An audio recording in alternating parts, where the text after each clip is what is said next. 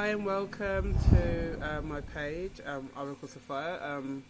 Thank you for all the new follows. There's been like well over 1,000 in a day, so I'm sorry that I haven't been able to keep up with following back active profiles and stuff like that. I'm sure as you interact and things like that, I'll get to know you, and then obviously do that following thing because the energy is all there for that. Anyway, I thought what I'd do is there's a big topic at the moment with spiritual development, which is if as you spiritually develop you lose people in your life, and this is totally true.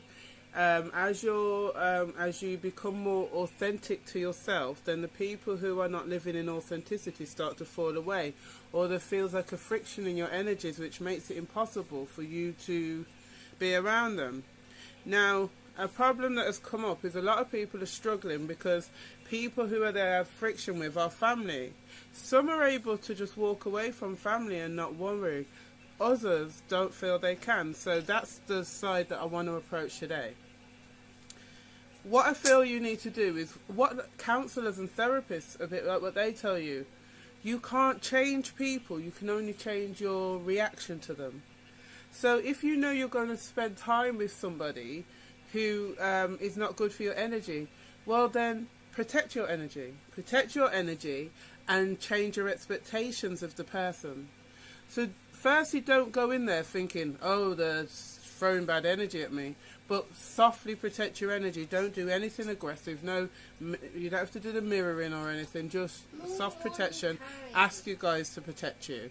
When you're with them, don't expect them to be like you. Expect who they are. So then there isn't any shock to your emotional body. There's no shock to your system every time they seem to let you down, but they've only let down the idea that you have in your mind of how they should be with you.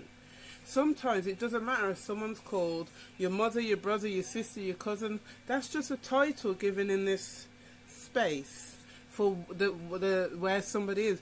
The energy, what they give to the relationship, which a relationship is two-way, if it's a relationship, is what you judge it by. So if somebody is a relative to you and they're not giving that two-way thing, but they seem to be draining you, you know that that person isn't in that position that they're placed in this space. So then change in your mind and heart accordingly who and what position they play in your life. You're not going to keep playing a player on your team, are you? If they're not scoring any goals, you're going to... Part 2 about the spiritual journey and how we lose people on this journey because of the changing energy between us and our need for growth. But the messages for these videos are to people who are not yet ready to release people fully from their lives who they know are hindering their progress. So part 2, what you can do is shift in your mind the idea that while you are still in a energy connected relationship with someone, that you can heal from them. You can't heal from someone who is still actively triggering wounds that they were part of the creation of. So if you have a parent who it's part of the childhood trauma and the inner child healing that you're trying to do, and they say things and do things that trigger that feeling of not being good enough for you, that you're not good enough, that you're you never can do right for them.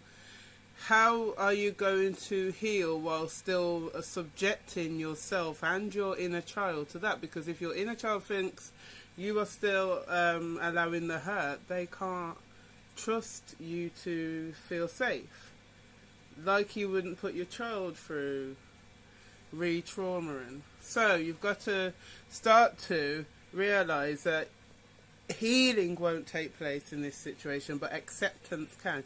Accepting who the person is and creating the boundaries that best protect you in your acceptance that this is the person, this is the relationship in your life, this is who they are in your life, But that doesn't mean to let them keep hurting you. There has to come a point, if someone is consistently hurting you, that you have to make a choice, because if we don't speak our true heart feelings, we compromise our throat chakra, and our throat chakra is a gateway to our higher chakras. It's a spiritual gateway between the earth chakras to the higher chakras. So if you're on a spiritual journey and you keep letting someone hurting you because you're not telling them, sometimes you might tell someone and they might accept it and they might shift and change, but you're never going to know while you're still in the process of not wanting to shift the relationship and not being an acceptance. There has to be acceptance, and then after acceptance there has to be a shift somewhere along the line. I hope that's all made sense in part 1 and 2. I'll speak to you all soon. Namaste.